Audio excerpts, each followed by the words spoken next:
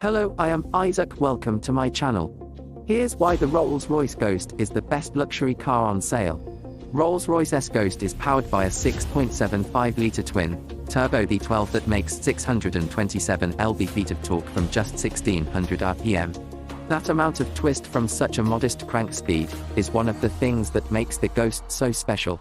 Cast your eye across the instrument display. There's no red counter, because a Rolls-Royce divorces itself from the conventional methodology of forward motion.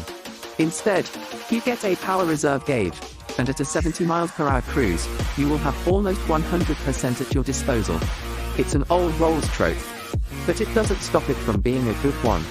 Yet here, we are on a Devon farmyard with a piece of machinery that makes the Ghost look more like a 2CV.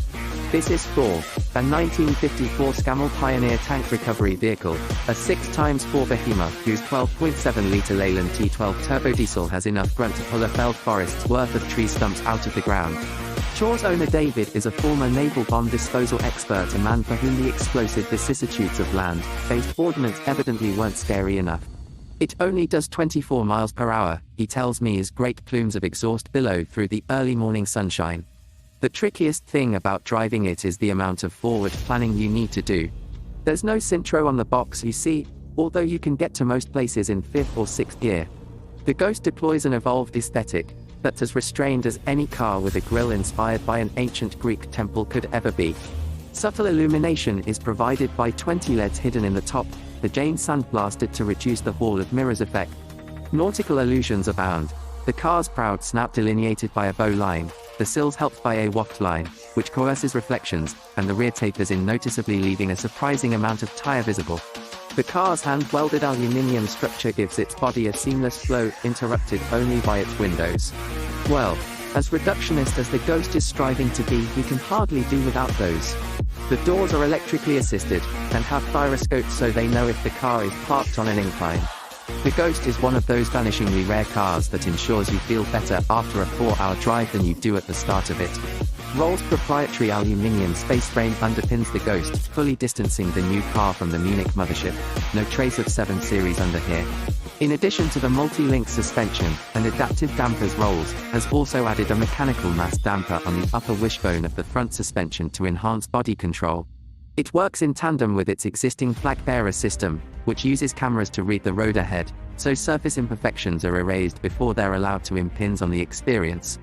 The Ghost is 30 mm wider than the old car, a not insignificant amount that results in a better stance. It's also 5.5 meters long, and 2.1 meters wide, so it occupies a lot of road space and weighs 2,490 kilograms. Less is more, unless it's sheet metal. These last few facts become abundantly clear on the run down to Exmoor and then Devon. Not at first, and not while the bulk of the journey is done on the motorway. The Ghost is one of those vanishingly rare cars that ensures you feel better after a 4-hour drive than you do at the start of it. All while marooned on the M25. You don't drive this car so much as finesse it along the road. You're breathing rarefied air here, quite literally, because the climate control uses ultra-sensitive impurity sensors to switch the aircon to recirculation if it detects airborne contaminants. The Ghost is a 250-pound COVID antidote. The dash is finished in an open pore wood, the aircon operated by red and blue discs which funnel air through weighty stainless steel vents. It works beautifully. If you find my videos interesting, kindly hit that subscribe button for more videos on luxury and expensive cars. Thank you.